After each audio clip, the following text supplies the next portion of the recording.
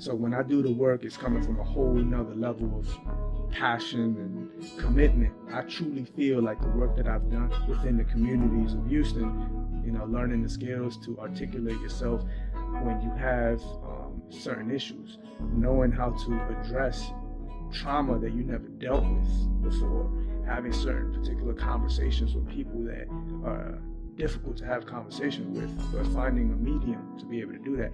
These are what the restorative practices that have helped me do.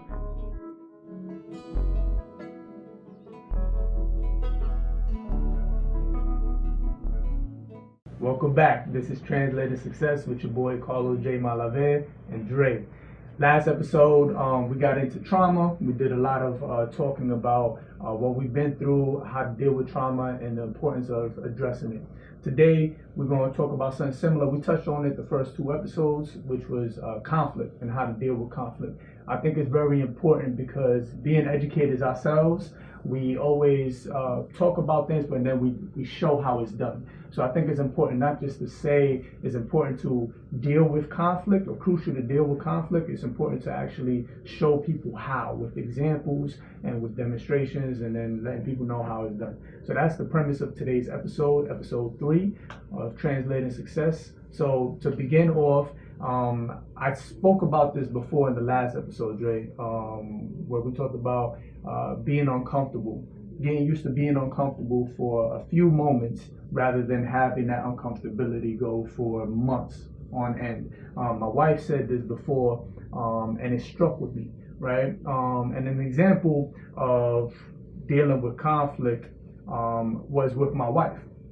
right? One time when we were getting to know each other, we were friends, right? And we were getting to know each other, and we were playing around. I think it was in the car, joking or whatever, and I had dropped the F-bomb, like jokingly. I wasn't being like disrespectful, right? Yeah. Like we just playing. And I was like, yo, F you, blah, blah, and conversation stopped. Like it just dropped right there. And then in the joking matter, like I ain't said it in a disrespectful manner. I ain't mean it disrespectfully, and I just said it like jokingly. And I've done it before. It wasn't a problem with other women, right? But with her, she cut me straight off in my tracks. Straight laughter. We went from laughter to straight ice cold. She looked me dead in the face and said, "Don't ever say that again, because I don't want you feeling comfortable to say it when we're good, and then you feel very super comfortable when we're not good, and that's how relationships end up going sour and bad. So don't get used to using curse words around me, even when you're joking." I just was like, oh, okay.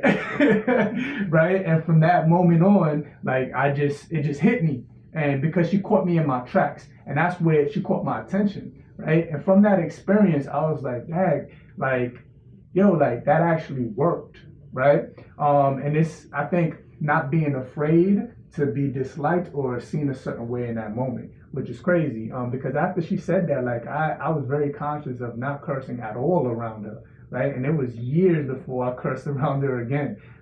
She set her standard. And I think it's important for us to set our standards when we're okay or not okay with anything like that. You know what I mean? So, I mean, growing up too, like I know I was more like a cool dude. Like I would let things roll off my back. I was easygoing, basically.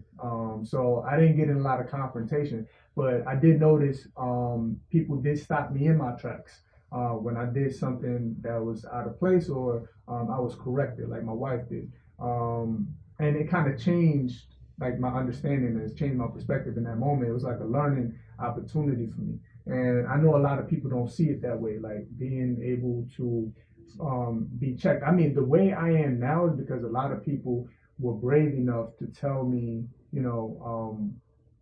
how I came across when I did certain things or said certain things, right? Another example of mine was when I was in, I think I was in college, right? And for some odd reason, I was cool with everybody, and I was cool with a couple of dudes in a frat, right? Latin organization. And they were very prideful and big on their stance of the fraternity and what it meant and everything like that. And I remember I was joking and playing around with them and a couple of my boys, and I had threw up their sign because I see them at pledge parties and they do their stepping and everything like that. And then I don't know what it was. It was immature, but I don't know what it was. And I did it jokingly, and I threw up I imitated their step and I threw up their sign and straight in my tracks once again. One of my boys that was on that frat, he stopped me straight in my tracks, and he told me, "Yo, don't ever do that again. Right? That's disrespectful." And I think that right there, it happened to me more than once, right? And I looked at it like I wanted to have the bravery to do that, right? Because there was many moments in my life where I had the gut feeling in my stomach, like, yo, that ain't right. Like I don't agree with that, but I don't feel like I should say something right now, right? And we all had that moment in our lives growing up. I know I had it around family, around friends, and I would see something and I would be like, yo, like that's not right. But as I was growing up, I didn't know when I should step up and say something, right? Or if I was in a place where I could say something at the moment. And I remember that happening in college, right? And it hit me straight out. And once again, I didn't do it again out of respect. And it was articulated in a way where, yo, it was disrespectful for you to do that because you're not understanding the history behind that and the struggle that goes into being able to have the privilege to do that, right? So it was understood, right? So it was never like, and even with my wife, she didn't she didn't just blatantly say, "Don't ever do that again" with no explanation. There was an explanation behind it. Yeah, and it gave me more clarity and understanding to it. So I think for me, with that happening in my life, I got other examples, but I just started building up a way of like, I want to be able to do that.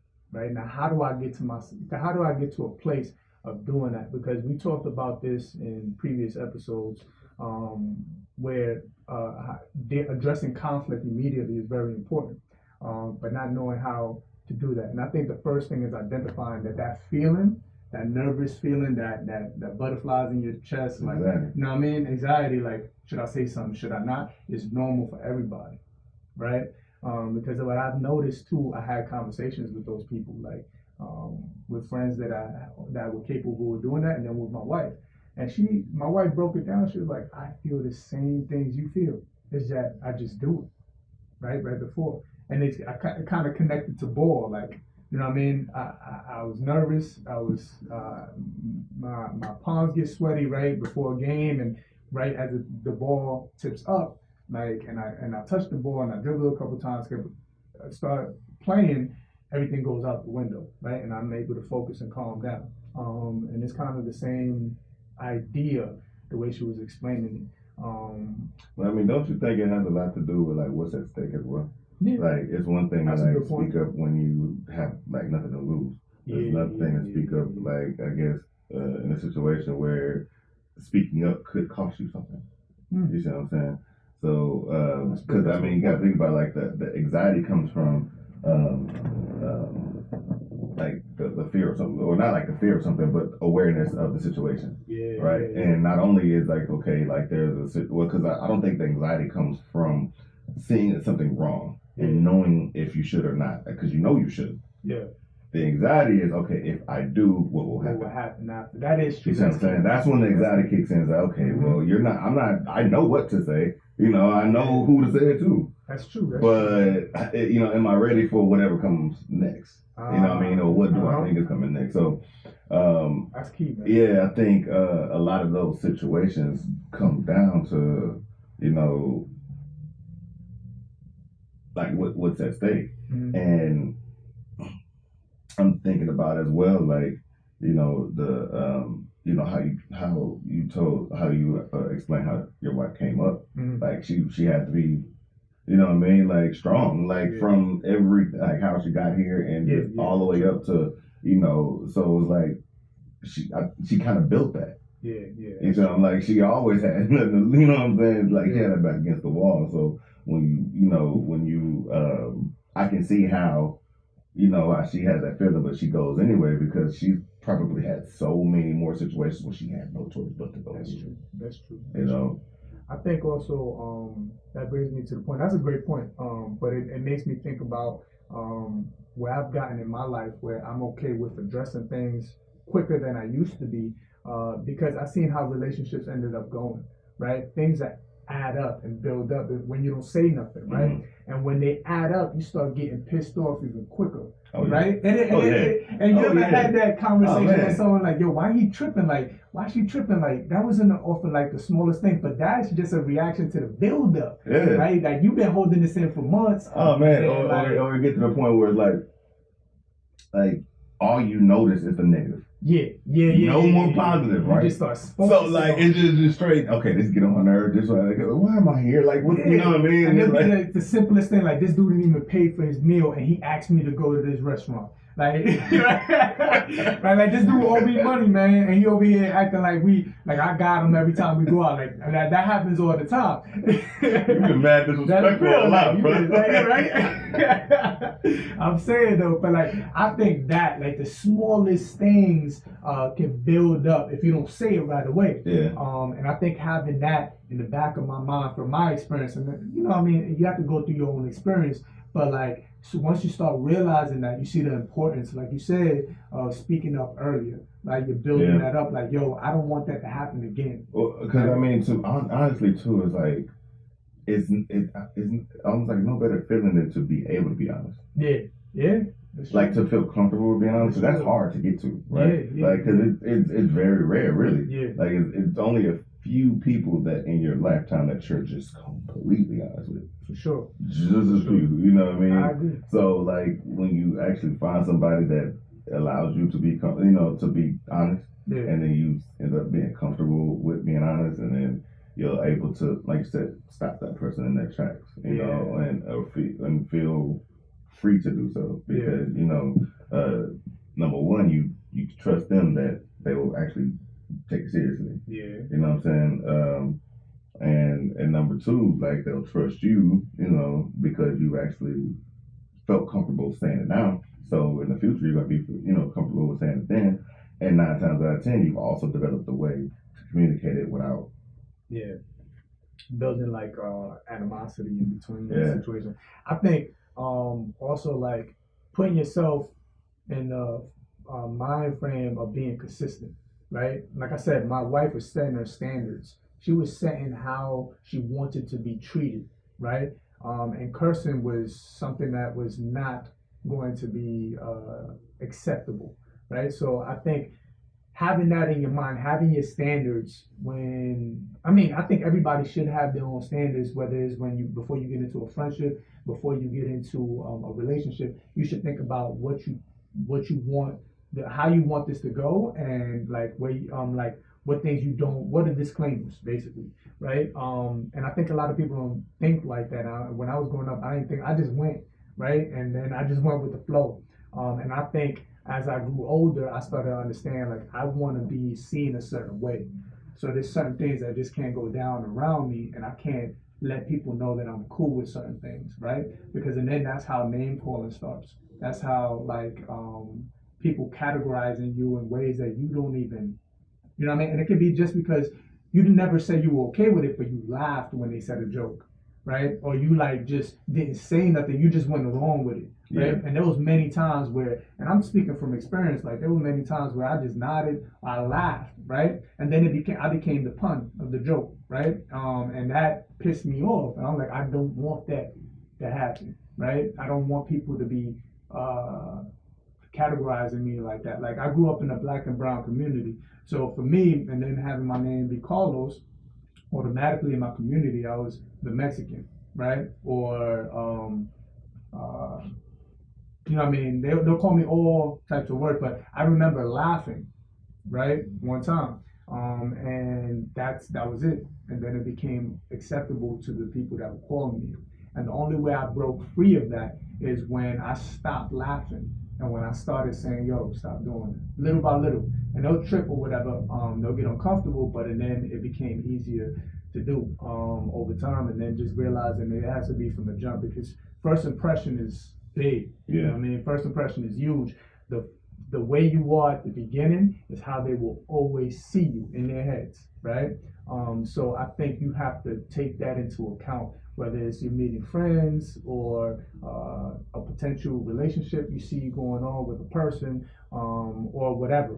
I think it's just like job interviews. You want to give a good impression, and then be able to build from there.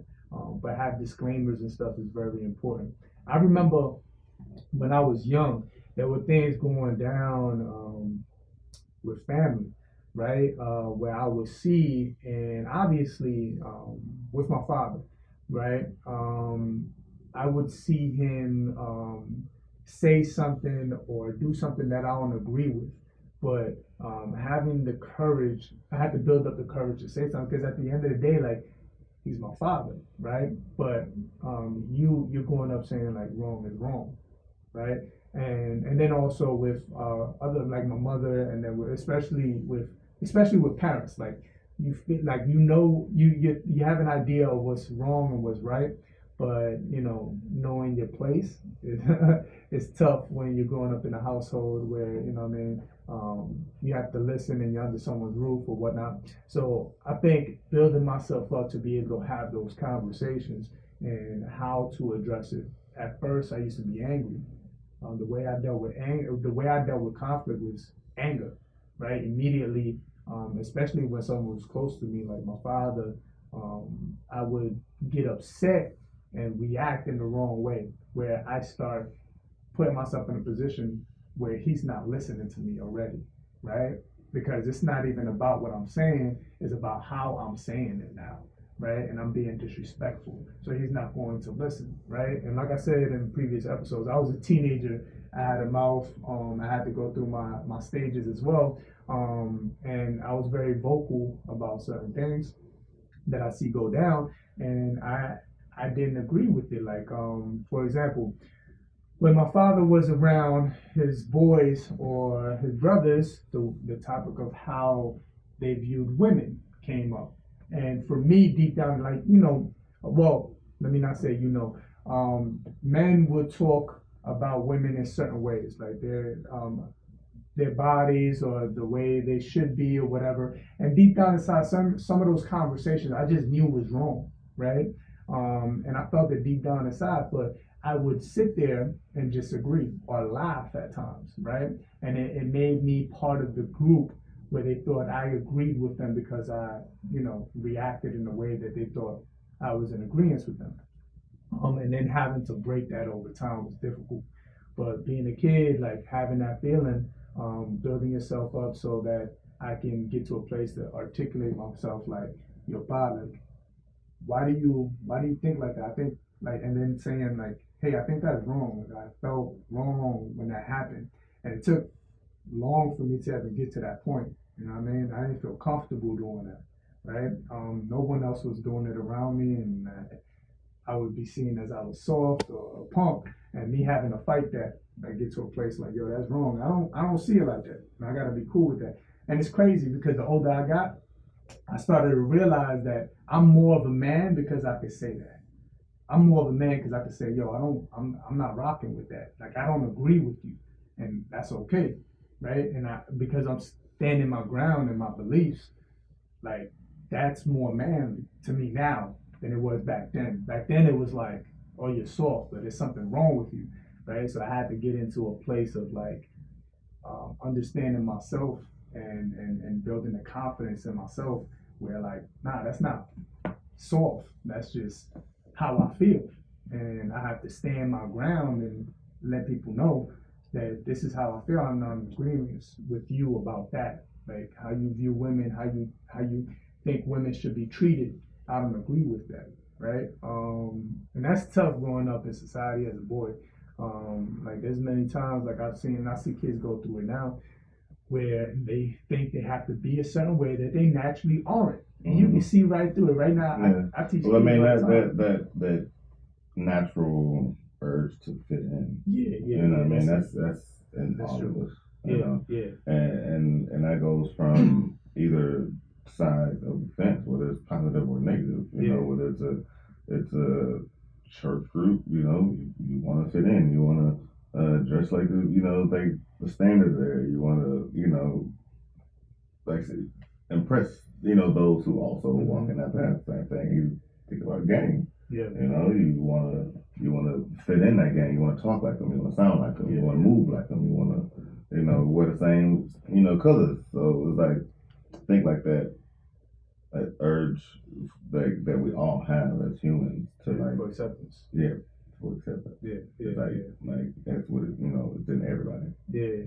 And that's why I think these conversations are crucial, because what I started to understand is the people that are more popular, the most popular people at school, they didn't care.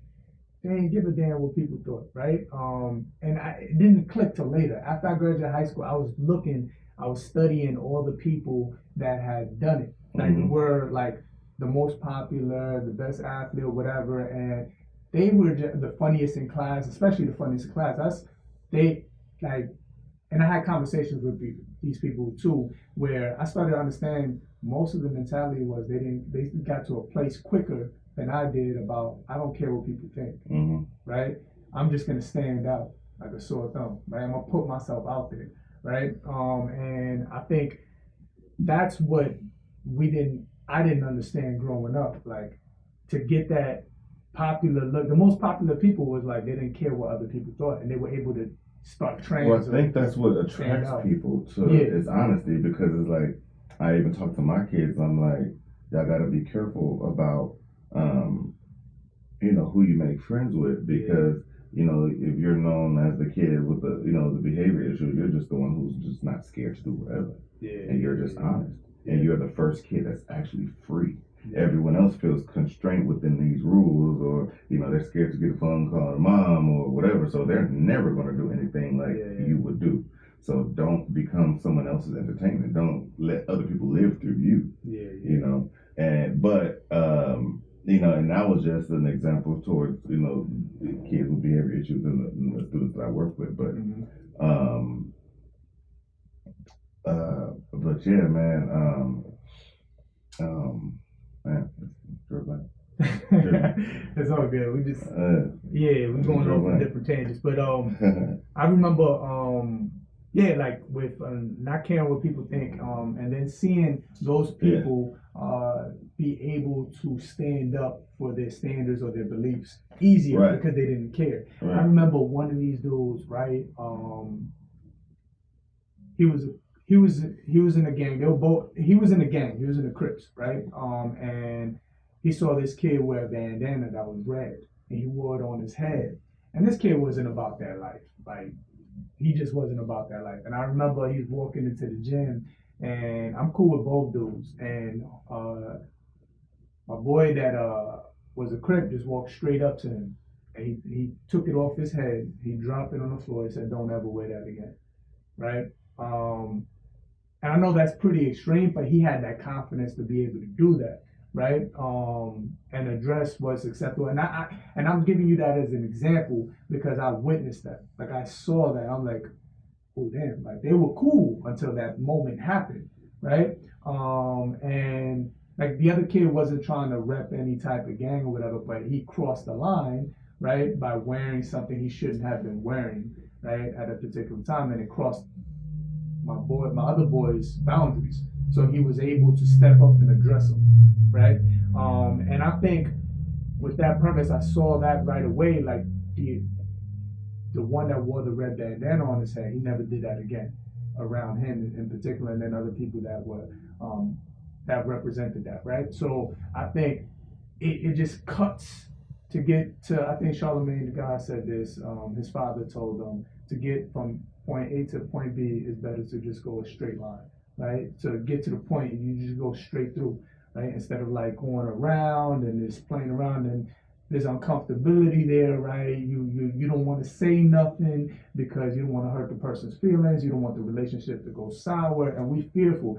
I think it's a fear of, for me, it was a fear of hurting people's feelings or feeling like I would be looked at a certain way, right, by addressing things. And honestly, what I'm starting to learn now, people respect that more than ever.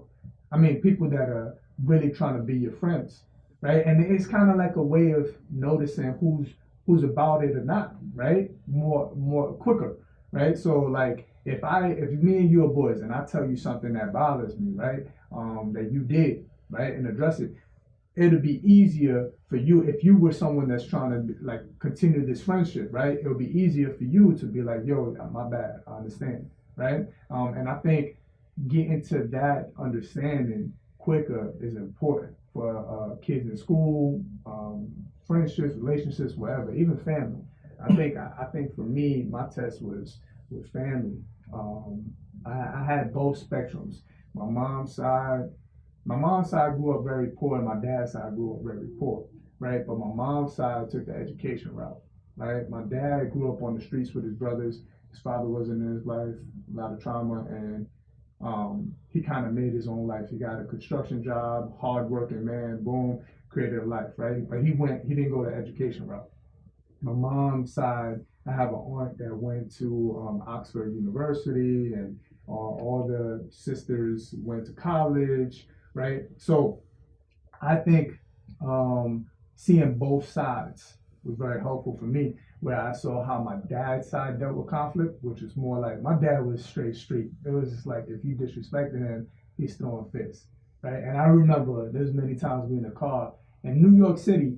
We're in Texas now, but in New York City, it's like crazy because people honking the horns, cursing each other out every 2 seconds. So road rage is a thing, right? So I was in the backseat many times. So my father was, he put the car in park, he get out the car, and it's like, what I mean? It's an argument that could lead to hands. I remember someone took my dad's parking. He waiting for a parking, right? The guy coming out, and somebody just and get in the parking, right? Why he do that, man?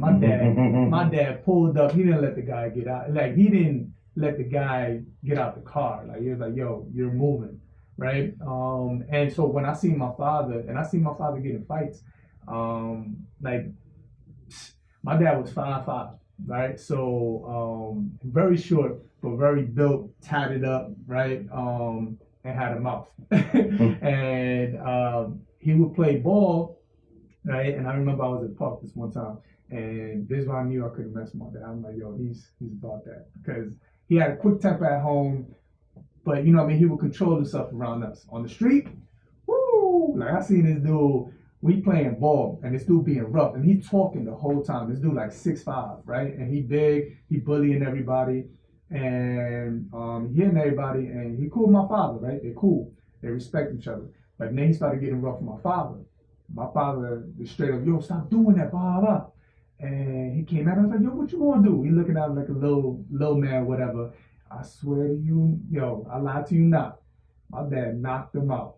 One hit, bow, dropped him like a big oak tree, man. That boy hit the floor, it was a wrap. And he ain't never talked to him like that again. And everybody that witnessed it, like, respected, like, okay, Carlos ain't no joke. Now, I mean, once again, my dad's name is Carlos. I'm junior. So, that's like my dad got respect like that. And that's how we dealt with conflict. But deep down inside, when I would see those type of things, I felt like there was something wrong with that.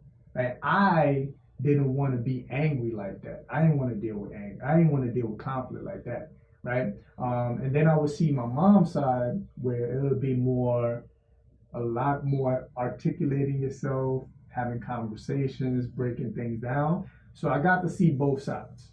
And that was my benefit living in that household, right? And being in that family where I would see that side of my family and then my dad's side of the family, right?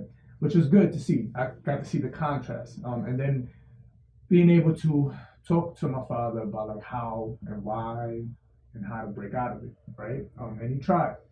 He got better over the years, but I think about the kids that I deal with now, and they just see that straight conflict of just arguing, cursing, throwing stuff, hitting each other, right? And they can't see the difference. So I think being an example now more than ever, like I told you last episode, with my daughter, I want my daughter to see me and my wife argue. I want my daughter to see us have difficult conversations, right?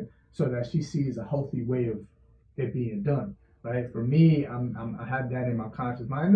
Don't get me wrong, I am flawed. I have my moments and I slip up at times, but like in the back of my mind is always like we want to show my daughter a different way, right? So like I put myself in a place where I'm able to have those conversations, right? Whether they're hard or not. Like my wife will tell me something, and I would have to be able to um, address it back in a way where it will be healthy for my daughter to see. You know what I mean? So I think with that dealing with conflict in the education field that we're in, like being an example as well. And even on this podcast, this is why I'm telling all these stories and I'm thinking it's a topic to talk about as an example so people can see like, oh, okay, dealing with conflict, that's how I felt that. That happened to me. Like my wife said, like for me, she's like a thug, right? She deals with stuff straight on. It don't matter who you are. She said she has the standards, but as she articulated to me, she has the same feeling I have before it goes down. The difference is she pushes herself past that feeling and she says what needs to be said, right? Instead of just being caught up in thought of like, oh, I don't want to come off this way. I don't want that person feeling. And I've been pushing myself more. I think surrounding yourself around people that do it. And honestly, it's like you got to put yourself first. You hear this all the time, but putting yourself first is important because if you don't take care of yourself, no one's gonna take care of you like that, right? So like you got to say in your mind like, yo, if I don't say this, people ain't gonna care about how I feel. Then it becomes you caring about their feelings more than you. Exactly. And that drives you crazy. Exactly. And that'll get you in a whole different space. Like, yo, you're like, yo, what am I doing? Like, and then you pissed off. And then you sitting in the car like, yo, dude, you ain't paid like 3 meals and all in your head. And then you're like giving this person attitude, and this person don't even know because you just keep paying, right?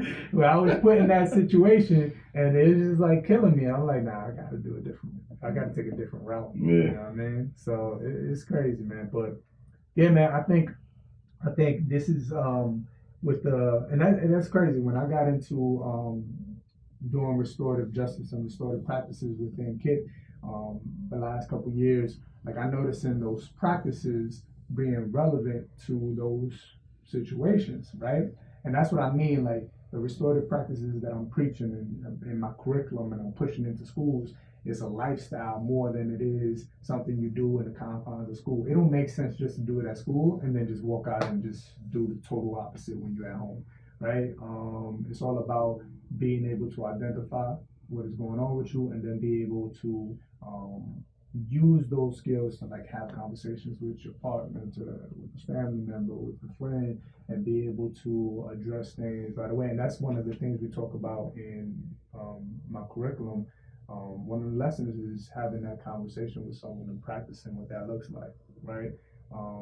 Face to face, like, yo, write it down. First you write it down and then you have that conversation. It's not about caring what that person thinks. It's about you getting it off your chest, right? So that the more you practice it, the better it is, the easier it is for you to do it in person. You know what I mean? So I think it is scary though. But it is necessary. You know what I mean? So I think this topic is extremely important for us to not only do outside of school, but in schools and teaching in schools. And this is why I'm trying to bring it to the table with my stuff. So with your kids, do you see? Because I know you're teaching at an elementary, but you taught at middle school and high school before. Was there anything within the school that helped kids identify that or like train that? Or were they like just after something happened, were they just told to like deal with it? I mean, most schools are reactive. Okay. You know, so they don't go in teaching how to handle conflict. I think they assume that that's taught at home or they assume that that's just common knowledge. Yeah. And I think a lot of people kind of underestimate the importance of teaching people how to handle conflict, and I think it should be, taught in a lot of schools. Yeah. But no, I mean, there wasn't like resources or anything set up just for that. Yeah. Now, when I did work at the high school, they had peer mediations, and they had had peer mediations, and even with the teacher to student mediation. So they had that operated through pretty much one person, but like I said, that was probably my first experience seeing something just dedicated towards that. But like as far as like any other school or anything else, like there's just nothing out there. But yeah, I mean, like there's stuff like restorative justice and circles. I think that stuff does help. It breaks the ice. Sometimes it even introduces the importance of it. You know what I mean? So hopefully, it starts to implement all over, and they do have that way to solve. Because like I said, it's a lot of kids, grew up like your cops on the street, and they're coming from homes, and all they do is resolve issues. The only way they know how to. I mean, I get kids like that, and you can tell is like, they don't want to get in trouble, but some kids really all they know is to hit people. When they're bad or when they do something wrong, and sometimes that's taught or that's something that they see, right? That's something that they might witness on a daily basis of hitting means you did something bad. So they know to hit to show the person that they did something bad. Not necessarily they want to fight, they just want to hit to show that they did something bad. That's what they think that, they have to do. Or that's what they think that's normal, So I spend a lot of time like breaking into or helping them identify when they do it, having them identify situations like that, so we can try to reverse that, And that's with my program. I'm trying to fill in the gaps because that happens when kids get in trouble, right? You start doing that work with them, but I'm trying to do like a preventative type of thing where it's implemented within classrooms, like what is how to deal with things more restoratively, how to deal with conflict better, and what that looks like. And that's what I'm trying to build in, because what I'm used to too is when kids get in trouble, we were both at Yes, and that's how I was Yes Prep, that is out here in Houston, one of the charter schools, and we were introduced to it at the same time with Brian Jaffe, where he started doing the circles and implementing it, but it was within the praxium, they called it. The kids that would get in trouble were pushed into the praxium, and then the work started. And I think we should, instead of reacting, like you said, we should start doing something that's preventative and teaching it within classrooms and building spaces all around the school instead of just one space in the school. So that's my initiative with that. And the crazy thing is, with my father had he had a temper, he had anger. But one thing I noticed, and I used to call, and this is the other thing, I used to call him soft because of the way I was set up and the way I was in the society and what my friends would think was soft or whatever. I used to call him soft because he would get all angry and he would like get pissed off and scream and curse and and react in certain ways. But then after, he would feel so bad. I remember when we used to do bad things, right? He used to discipline us, right? And then after, like if we get hit or whatever, it was no like craziness. It was something that we deserved. And I'll give you an example in a second. But we deserved it. But he would come back and he would sweaty hands and everything. Oh, listen, like, you all right? My bad. Like, and I'd be like, yo, you just hit me. My mom was gangster with it. My mom would hit you and won't talk to you for weeks, right? And my mom would give you this look, like every time I'm like joking, she could be joking with my sister or whatever, and she disciplined me like the night before. I walk into the kitchen while they laughing and joking, and she would just stop talking, just like, and watch me the whole time. I'll be like scared. I'm like, damn, all right, man, chill. But my dad was like quick with it. He would discipline you, but then he would want to he would want to soften it up repair it right after. And I think it was to do with that wasn't really him, right? That's not what he naturally wanted to do. That's all that he knew. Right? But he knew deep down inside that it wasn't right. So that's why he was quick. He would give you a beating and then he'll come see you right after. He'd be like, you good? You know what I mean? You understand? And it made me feel like, oh, he's soft or whatever. But I appreciated it, but then I started to see why, right? He wasn't comfortable being like the way he was initially when he get angry, and then he would try to soften up. A big example, and I told this story several times, kind of crazy. So it was my birthday, 16th birthday, so I'm hyped, right? At this point, we living in Long Island, Gulfport, New York, right? And it's in the suburbs, it's like 45 minutes away from the city where I was born in Brooklyn, right? So my parents still work in Brooklyn. My mom is an elementary school teacher still to this day, and my dad did construction for over 25 years, right? So they would take the cars. We had two cars, and sometimes they would go to work together, and they'd take one car. So they left one car here, and I had my permit at 15, so I would drive to school. I do my thing. I have like dates come over, whatever. I was wilding out, right? I was a kid, and so I was using the car, and it was my birthday, right? And I just turned 16. I didn't get my license yet because I didn't take the test yet. Still had my permit, and I remember I was driving to school. I played hooky this time, right? I cut school. Yeah. I think I cut school early. It was a test. No. It was a testing day, and I already took my test, so I didn't need to go to school, right? But this girl had called me and said she needed a ride.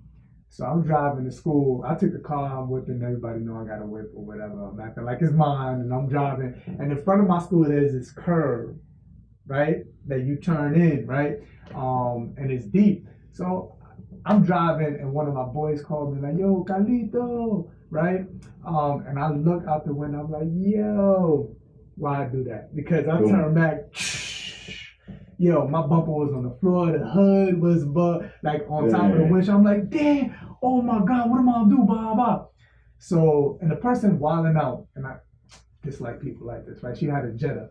There was a tiny scratch like this big on the car, right? I had a Nissan, like an old Nissan, right? And she had a tiny scratch on it, and she was like, "I need to call the cops." Blah blah. I'm like, "Why? Like, why though? Like, everybody's good, like, right? My car's damaged, you're good." So anyway, the cops are called, right? And this is a crazy thing. I'm like scared as all hell, right? My parents don't even know I have the car. So I call my dad, right? Because the cops are there. I call my dad, and my dad giving it to me, right? He's like, "Yo, you this, why you do this, blah, blah." Boom, like I'm scared, I'm nervous. He like angry, like I feel his anger through the phone. I'm like, "Oh my God," right? And then he's like, "Yo, put them on the phone," right? So I'm like, "Put who on the phone?" "Put the cops on the phone." So I give him the phone, right? And then they start laughing. The cops start laughing on the phone, my father, blah, blah, and they give me the phone back. I was like, "Look, kid, we ain't gonna write you up for nothing. You got lucky today, but good luck with your father tonight." And I was like, "Dang." So I was scared. I had a basketball game that day, right? So I had a spring league game.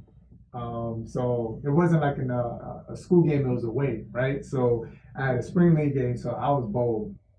I took the car, I drove it on like 5 miles per hour, drove it into the parking lot, bumper scraping off, right? The hood up, and I'm like just driving it home, and I park in the parking lot, I hit up my coach, I'm like, "Yo, pick me up, I'm ready to go," right?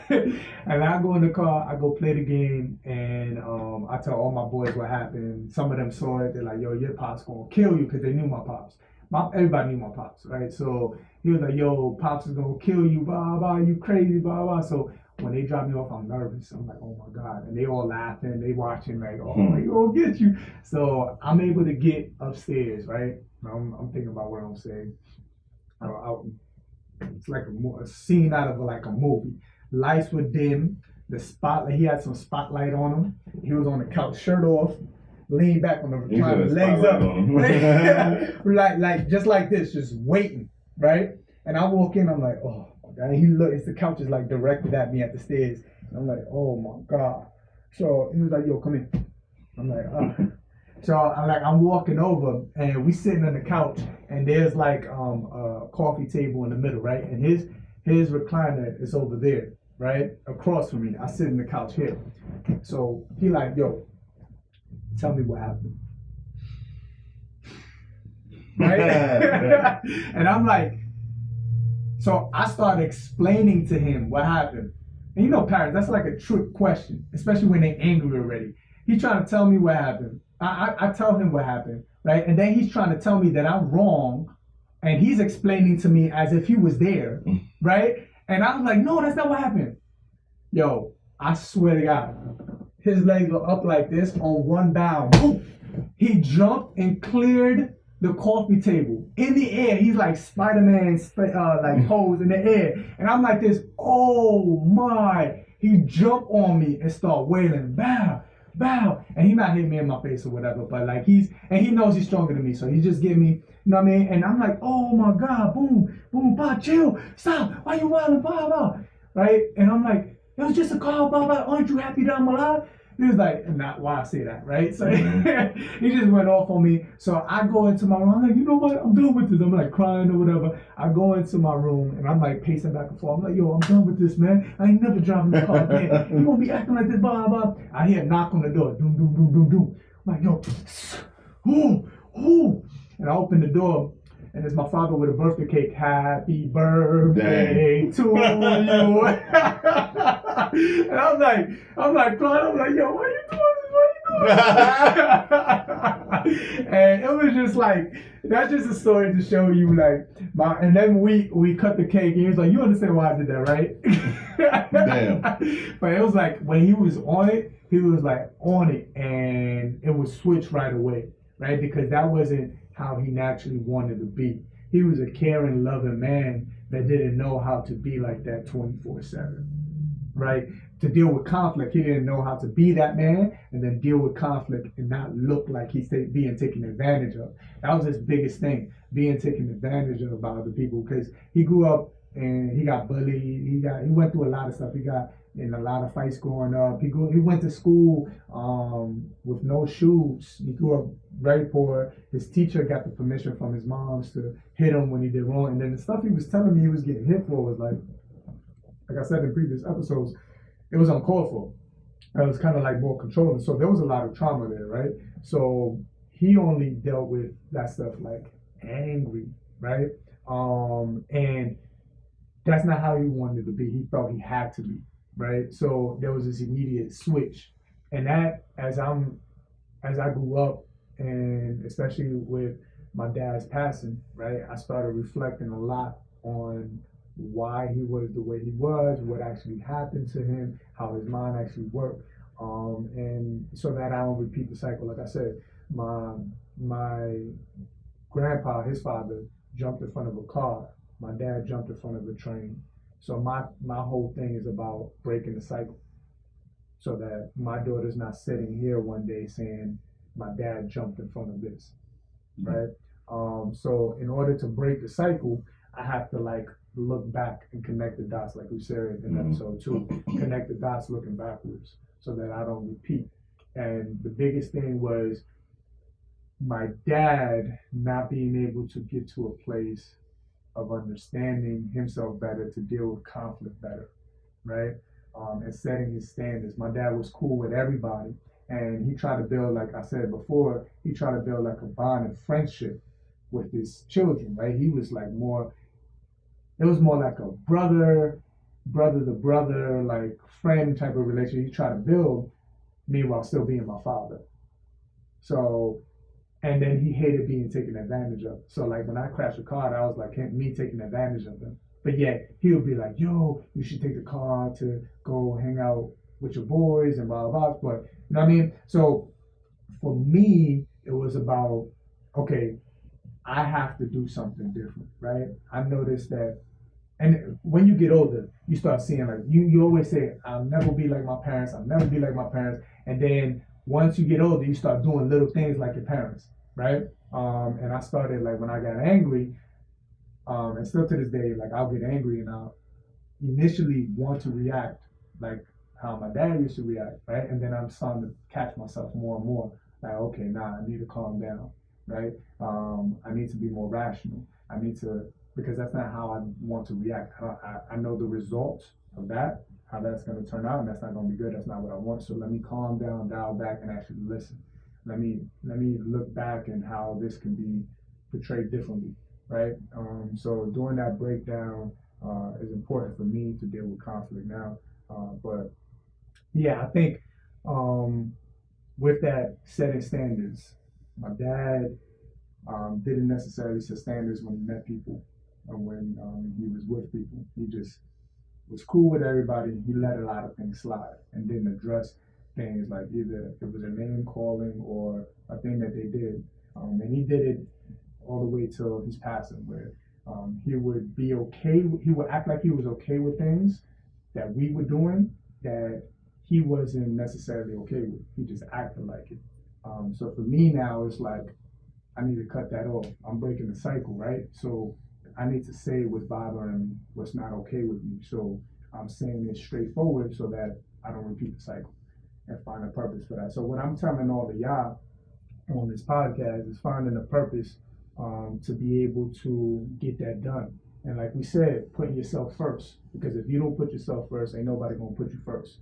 And that's how you need to look at it and push past those butterflies and that feeling of like, I'm scared of how they might portray me, how I may look, and just get it done. Because when you get it done, you'll see the right people that want to stay there will correct their behavior, right? And then they'll make life easier.